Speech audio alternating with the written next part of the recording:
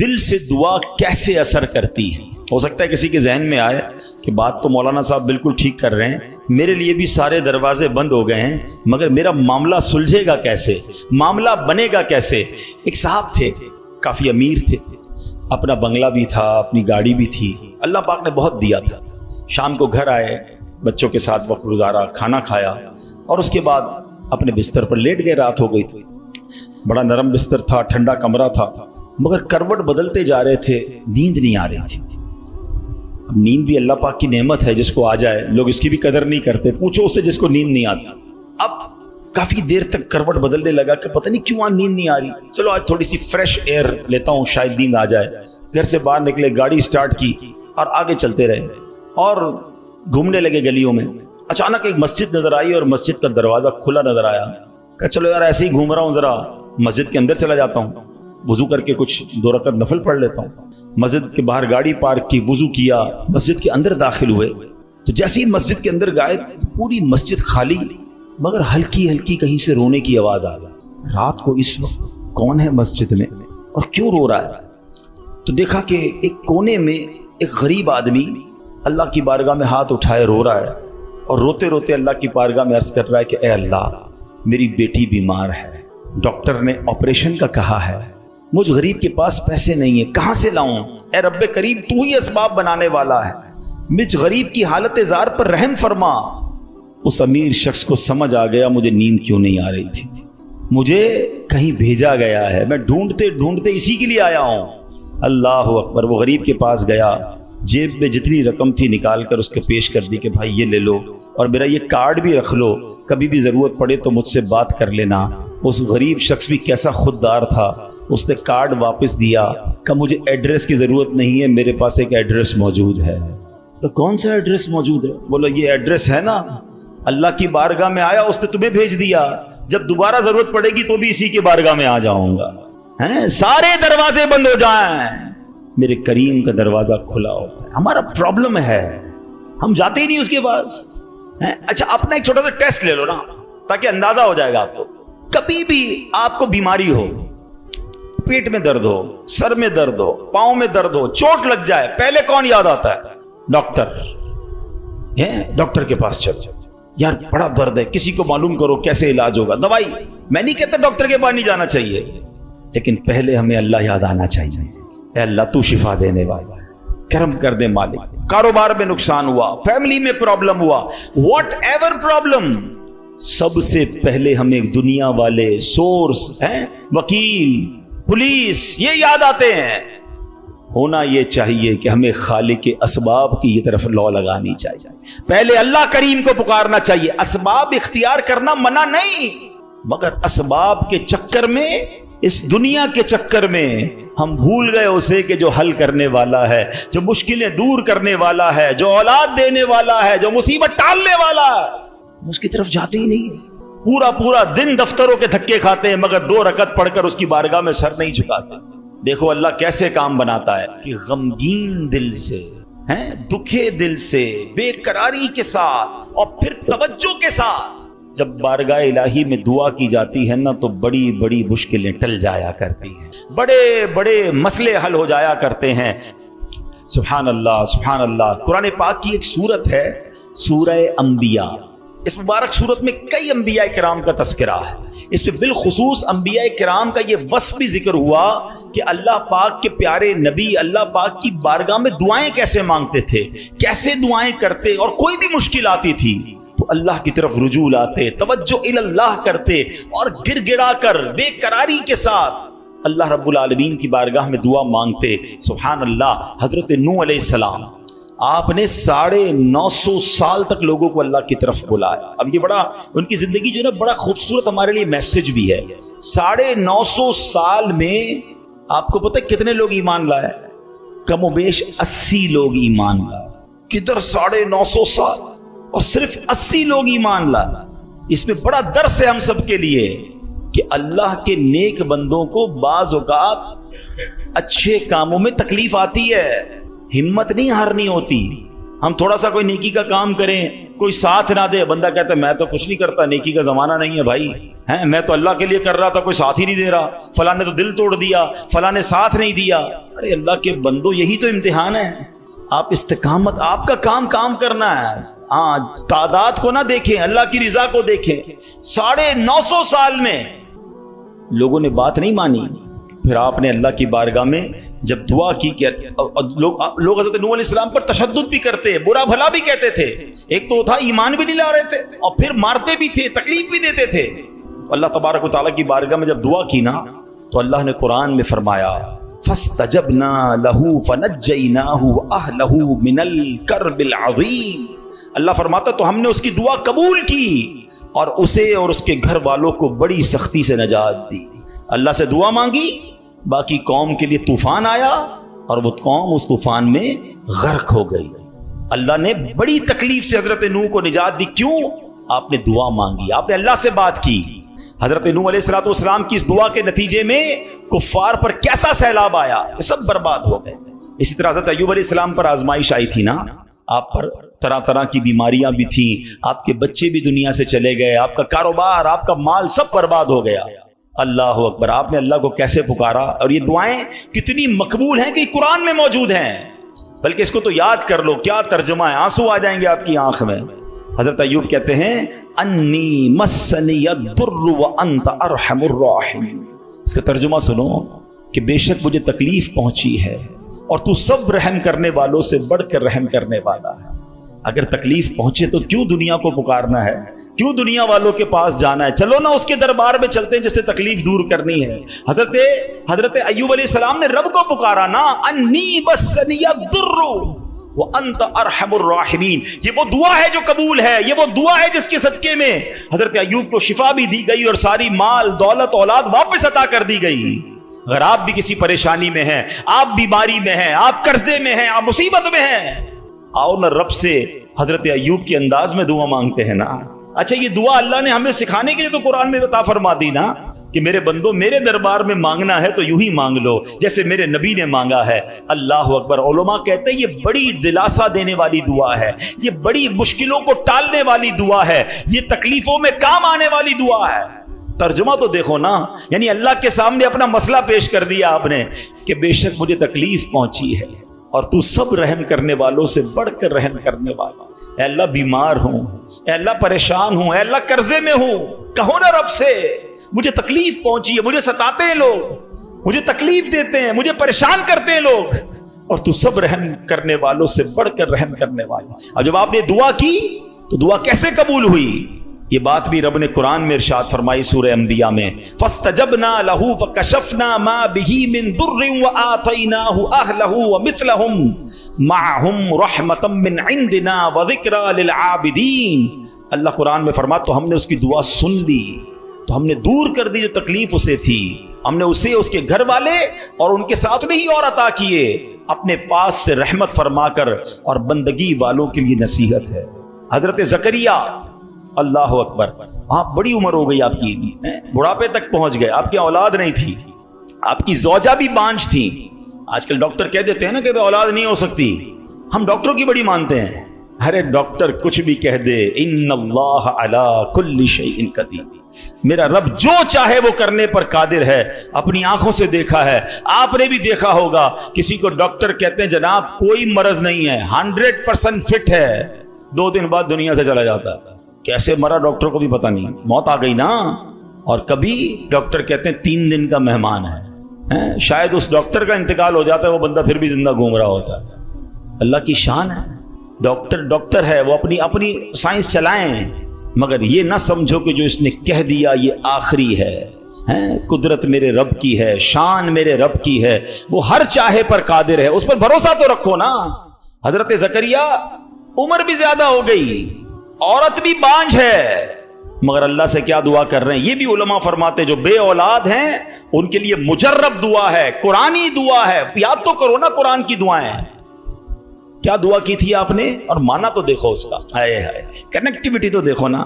مانا کیا اس کا, اے میرے رب مجھے اکیلا نہ چھوڑ, اولاد نہیں تھی نا, اے اللہ مجھے اکیلا نہ چھوڑ, اور تو سب سے بہتر وارث, وانت خیر الوارثین. اب یہ دعا وہ کرتے تھے. اللہ نے کیسی دعا قبول کی, صرف بیٹا نہیں دیا بلکہ بیٹا بھی دیا اور اس کو نبی بھی بنا دیا. بیٹا بھی ایسا دیا جس کو نبی کا مرتبہ عطا فرمایا. اللہ فرماتا ہے قرآن میں فاستجبنا له ووهبنا له يحيى واصلحنا له زوجا. تو ہم نے اس کی دعا قبول کی اور اسے یحییٰ عطا فرمایا اور اس کے لیے اور اس کی بیوی سنواری. اب اس میں بتایا کہ صرف اللہ نے بیٹا نہیں دیا, بیٹے کا نام بھی رب نے عطا فرمایا اور نبوت کی یوں سمجھیے کہ سرفرازی بھی عطا فرما دی. یہ ہے دعا, مگر دعا دل سے, توجہ اللہ, کنیکٹیوٹی کے ساتھ.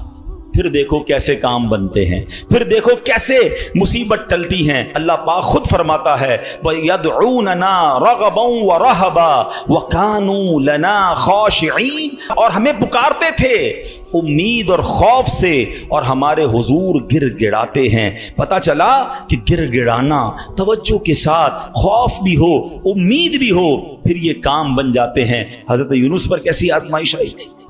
کوئی سوچ سکتا ہے کہ مچھلی کے پیٹ میں ہمیں تھوڑی سی پرابلم آئے ہم بے قرار, بے چین, شکوے شکایت. ارے نبی ہیں, کائنات میں انبیاء سے بڑھ کر کسی کا مرتبہ نہیں ہے. کوئی غوث, کوئی ابدال, کوئی کتب کسی صحابی کے مرتبے تک نہیں پہنچ سکتا. یہ مرتبہ صحابہ کا ہے, مگر کوئی صحابی کسی نبی کے مرتبے تک نہیں پہنچ سکتا. یہ انبیاء کا مرتبہ. یہ ترتیب یاد رکھا کرو. اعلیٰ حضرت نے تو ایک شعر میں پوری ترتیب بتا دی نا. خلق کون ہے؟ ہم لوگ ہیں, عام لوگ. خلق سے اولیاء, اولیاء سے رسول, اور رسولوں سے اعلیٰ ہمارا نبی. ہمارے آقا تو سب سے اعلیٰ ہے نا, مگر انبیاء کی بات کمال ہے. اور انبیاء میں کون ہے؟ حضرت یونس علیہ السلام. مچھلی کے پیٹ میں کیسی تکلیف, زندہ رہوں گا کہ نہیں, باہر نکلوں گا کہ نہیں, اندھیری غار, نظر بھی کچھ نہیں آ رہا, مگر وہاں بھی اللہ کو پکارا انہوں نے. اللہ قرآن میں فرماتا ہے فَاسْتَجَبْنَا لَهُ وَنَجَّيْنَاهُ مِنَ الْغَمِّ وَكَذَلِكَ نُنْجِي الْمُؤْمِنِينَ. اللہ قرآن میں فرماتا ہے اور تو ہم نے اس کی پکار سن لی اور اسے غم سے نجات بخشی, اور ایسی ہی نجات دیں گے مسلمانوں کو. بلکہ بڑی پیاری دعا یاد کر لو آج. حضرت یونس علیہ السلام نے جو مچھلی کے پیٹ میں تھے نا, جو دعا مانگی تھی نا, علماء کہتے ہیں وہ دعا پتہ ہے کون سی تھی؟ جس کو آج ہم آیت کریمہ کہتے ہیں نا, لا الہ الا انت سبحانک انی کنت من الظالمین.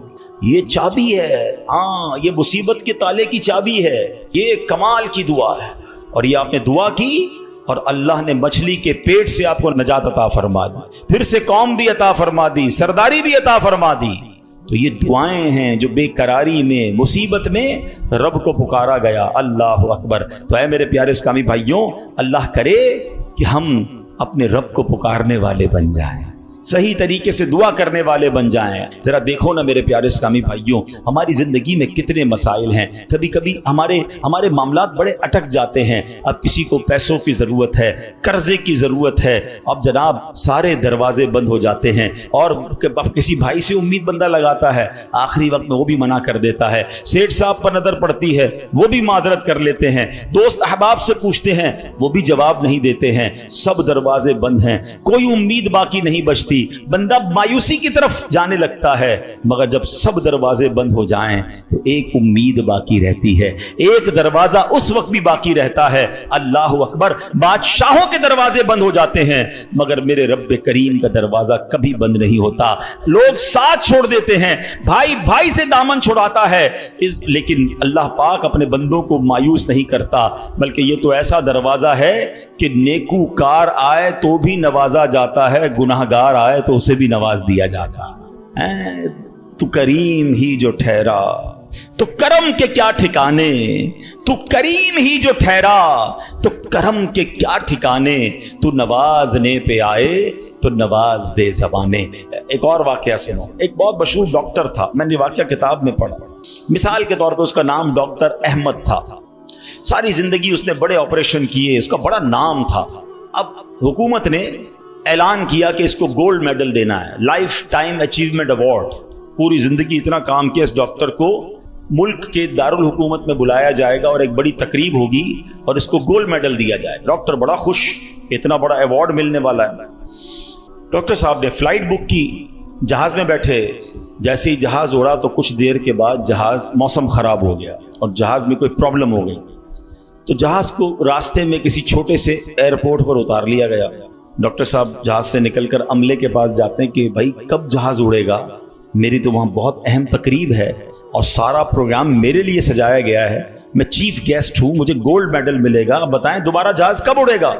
کثر چھوٹا سا ایئرپورٹ ہے، جہاز کا پرابلم بڑا ہے، اتنا جلدی ٹھیک نہیں ہوگا، آپ کو اگر پہنچنا ضروری ہے تو آپ کو ایک گاڑی لیں کرائے پر اور بائی کار چلے جائیں، آپ پہنچ جائیں گے اپنی تقریب سے پہلے۔ ڈاکٹر نے کہا یہ بھی آئیڈیا ٹھیک ہے، جہاز کے انتظار میں کہیں میرا پروگرام ہی مس نہ ہو جائے۔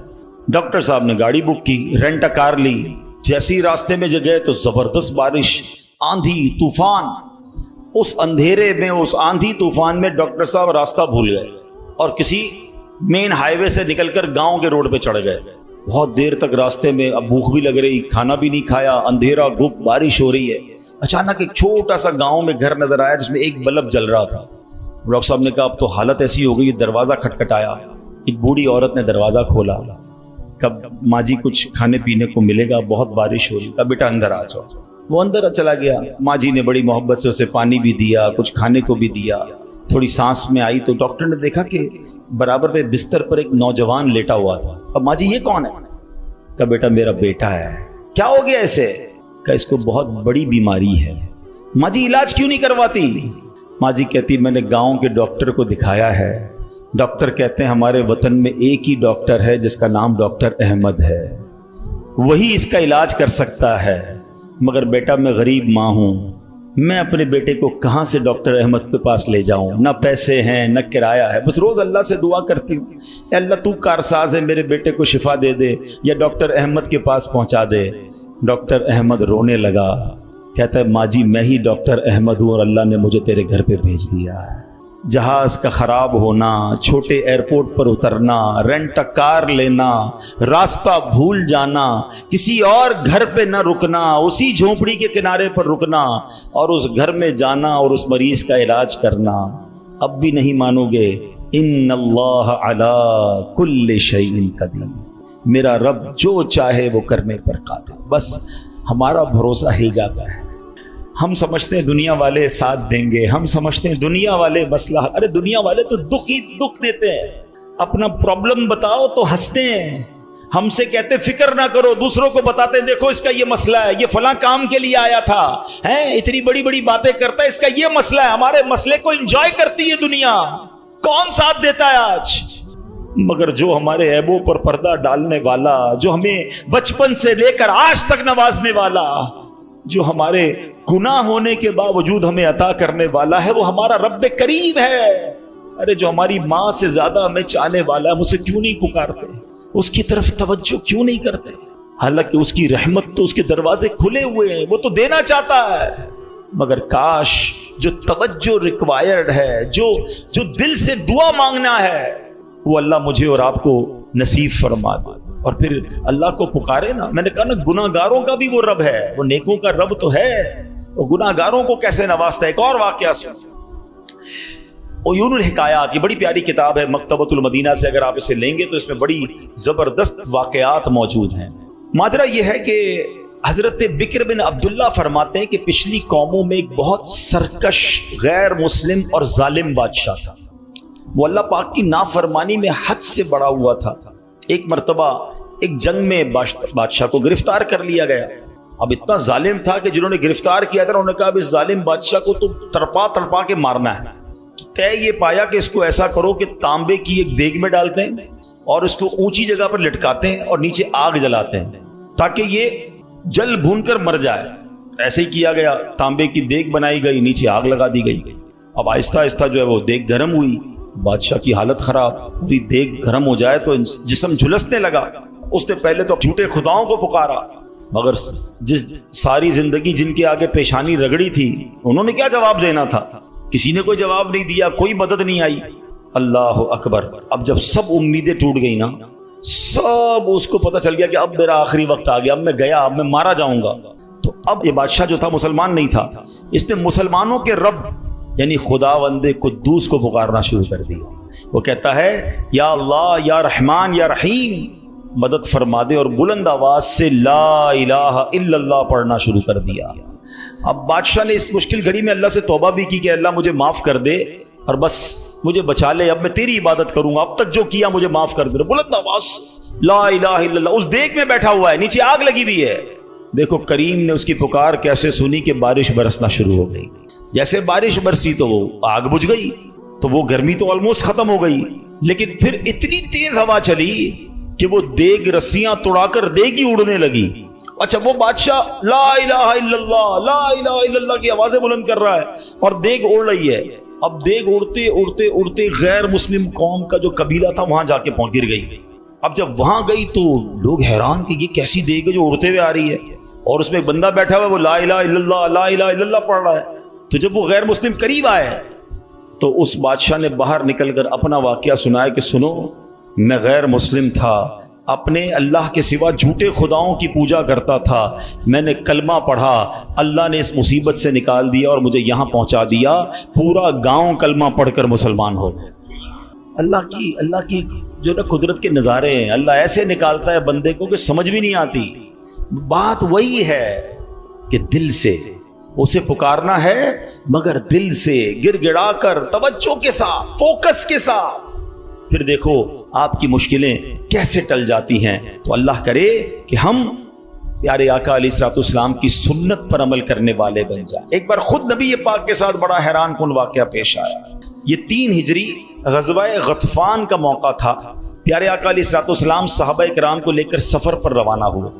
ایک مقام پر پڑاؤ کیا تو صحابہ کرام کچھ فاصلے پر ٹھہرے اور نبی پاک علیہ الصلوۃ والسلام اکیلے ایک درخت کے نیچے تشریف فرما ہو گئے۔ غیر مسلم جو ہر وقت نبی پاک کو معاذ اللہ نقصان پہنچانے کی ٹرائی کرتے رہتے تھے، پلان کرتے رہتے تھے، ان میں سے غیر مسلم اچانک کہیں سے آیا ہاتھ میں ننگی تلوار، اور نبی پاک اکیلے، کوئی اس وقت صحابہ بھی قریب نہیں تھے، تو پیارے آقا علیہ الصلوۃ والسلام کے بالکل سامنے آ گیا اور بڑے تکبر کے ساتھ، بڑے جس کو کر و فر کے ساتھ کہتا ہے، اے محمد صلی اللہ تعالی علیہ وسلم، اب بتائیے آپ کو مجھ سے کون بچائے گا؟ آپ کے ساتھ تو کوئی بھی نہیں ہے، آپ اکیلے ہیں، میرے ہاتھ میں تلوار ہے۔ اللہ اکبر! نبی پاک کی توجہ اللہ کی طرف کیسی تھی؟ آپ نے صرف ایک جملہ کا، ایک لفظ کہا، فرمایا اللہ۔ کیا نام ہے، دل کو کیسا سکون نصیب ہوتا ہے۔ میں اسے پکار رہا ہوں جو میرا خالق ہے، جو میرا مالک ہے، جو میرا پروردگار۔ پکارا کرو اسے، نام لیا کرو اس کا، کہو اللہ اللہ اللہ اللہ، پکارو اسے اللہ اللہ اللہ اللہ۔ ہائے ہائے ہائے، نبی پاک کی زبان سے لفظ اللہ نکلا، وہ غیر مسلم تو کانپنے لگ گیا، تلوار اس کے ہاتھ سے چھوٹ گئی۔ اب نبی پاک نے تلوار اٹھا کر کہا، اب بتاؤ تمہیں مجھ سے کون بچائے گا؟ تھوڑی دیر پہلے تو وہ کہہ رہا تھا نا آپ کو کون بچائے گا، اب آقا کے ہاتھ میں تلوار ہے صلی اللہ تعالی علیہ وسلم، اب بتاؤ تمہیں کون بچائے گا؟ وہ کہتا ہے حضور مجھے بچانے والا تو کوئی بھی نہیں ہے، وہ مسلمان تو تھا نہیں۔ نبی پاک علیہ الصلوۃ والسلام نے اس کی بے کسی پر رحم فرمایا، اسے معاف کر دیا۔ ہائے ہائے، نبی پاک کے ایسے اعلیٰ اخلاق دیکھے، وہ کلمہ پڑھ کر مسلمان ہونے۔ دشمن آ جائے تو چادر بھی بچھا دیتے ہیں، ہم معاف کریں گے۔ جان لینے آیا تھا، آقا نے اسے معاف کیا۔ ہمارے مزاج کے خلاف بات کر دے، ساری زندگی دشمنی لے لیتے، مجھے گالی دی، مجھے برا بھلا کہا، مجھے نقصان پہنچایا، کب تک بدلے لیتے رہو گے یار؟ نبی پاک کے امتی ہو تو معاف کرنا بھی تو سیکھو۔ آقا علیہ الصلوۃ والسلام جانی دشمن کو معاف کر دیتے، ہم اپنے بھائی کو معاف کرنے کے لیے تیار نہیں ہوتے۔ نہیں میں نہیں جاؤں گا بھائی کے گھر، ہم نہیں جاتے فلاں رشتہ دار کے گھر، ہم نہیں بلاتے کسی کو دعوت میں۔ چھوٹی چھوٹی باتیں ہیں، کبھی دعوت نہیں دی تھی آپ کو اس وجہ سے، کبھی سیدھے منہ بات نہیں کر سکے، آپ کو ویلکم نہیں کر سکے، آپ کو تحفہ نہیں بھجوایا، اتنی چھوٹی بات پر آپ نے رشتہ داریاں ختم کر دی۔ اور ایک طرف کہتے ہو کہ نبی پاک کے امتی، آقا کے غلام۔ اچھا نعتیں سب کو یاد ہیں، یاد کرو نا، نبی پاک کی سنت پر تو عمل کرو، کسی کو تو معاف کرو۔ بندہ کہتا میں بتاتا ہوں، مجھے گالی دی ہے، اب میں بتاتا ہوں، وہ ایک گالی دیتا ہے، ادھر سے 7 گالیاں جاتی ہیں۔ اور صحیح بات یہی ہے، جو کہتا ہے میں بتاتا ہوں، وہ واقعی بتا دیتا ہے وہ کون ہے، اس کے اندر کتنا گند بھرا ہوا ہے۔ اگر وہ آپ کے ساتھ برا کر رہا ہے تو آپ کو کس نے اجازت دی ہے برا کرنے کی؟ ایک عجیب سا جملہ مشہور کر دیا گیا ہے کہ جناب ہم شریف کے ساتھ شریف ہیں، بدماش کے ساتھ بدماش ہیں۔ مجھے آج تک سمجھ نہیں آیا کون سا بٹن لگا ہوا ہے آپ کے اندر بھائی، شریف کے ساتھ شریف ہوتے ہو، بدماش آتا ہے آپ بھی بدماش بن جاتے ہو، تو پھر تو آپ بھی بدماش ہوئے نا بھائی۔ شریف آدمی شریف کے ساتھ شریف ہوتا ہے، بدماش کے ساتھ بھی شریف ہوتا ہے، تبھی تو بدماش کی اصلاح ہوگی نا، مسلمان ہوا نا یہ شخص، نبی پاک نے معاف کر دیا۔ تو خدا را آقا کی سنت کو ادا کریں، اور جیسی بھی مشکل، جتنی بڑی مشکل ہو، آپ بس دعا کریں، اللہ کو پکاریں، اللہ کو یاد کریں، توجہ اللہ کی طرف جائے۔ اچھا ایک اور چیز، ایک اور ٹیسٹ کرتے ہیں، کوئی نقصان ہو گیا ہے، کوئی تکلیف ہو گیا، آپ ہماری ہم جس جنریشن کے، میں جس جنریشن کا ہوں، شاید اب تو ایسا نہیں ہے، جو بزرگ بیٹھے ان سے پوچھیں کہ ہماری مائیں یا ہماری نانی دادی بچے کو سلاتی تھیں تو ذکر اللہ کر کے سلاتی تھی، آمینہ بی بی کے گلشن میں کیسے پڑھتی تھی؟ آمینہ بی بی کے گلشن میں آئی ہے تازہ بہار، پڑھتے ہیں صلی اللہ وسلم آج در و دیوار، نبی جی اللہ اللہ اللہ لا الہ ہو اللہ اللہ اللہ لا۔ رات بچے کو سلا رہے ہیں تو ذکر الہی ہو رہا ہے، نعتیں سنائی جا رہی ہیں، بچے کو کچھ لگ جائے تو حسبی اللہ یا اللہ خیر ہے۔ اب تو عجیب عجیب باتیں ہیں، رات کو موبائل پکڑا دیا ہاتھ میں، گانا دیکھتے ہوئے، میوزک دیکھتے ہوئے، کارٹون دیکھتے ہوئے، ابا بھی سو رہا ہے، بچہ بھی سو رہا ہے۔ صبح اٹھتے ہی بھائی وضو کروا کے فجر پڑھایا جاتا تھا، کلمہ پڑھایا جاتا تھا۔ مجھے اپنا یاد ہے کہ ہم جب چھوٹے تھے تو اسکول جانا ہوتا تھا، تو فجر کی نماز کے بعد پھر سو گئے، تو ہمارے اس وقت ریڈیو پاکستان پہ، جو میری عمر کے لوگوں کے ان کو پتا ہوگا، اب تو پتا نہیں ہے، صبح 7 بجے جو ہے نا وہ درود پاک چلتا تھا، اللہم صلی علی سیدنا محمد النبی الامی وعلی آلہ وصحبہ مجھے یاد آ رہا ہوگا، یہ کنٹینیو چلتا تھا، تو والدہ وہ اس کو آن کر کے بڑی آواز کر دیتے تھے، تو خود ہی آنکھ کھل جاتی تھی، خود ہی اب درود سے اٹھایا جا رہا ہے۔ یہ انداز تھا ہمارے گھروں کا کہ صبح اٹھاتے وقت، رات سلاتے وقت، بچے گھر سے جا رہا ہے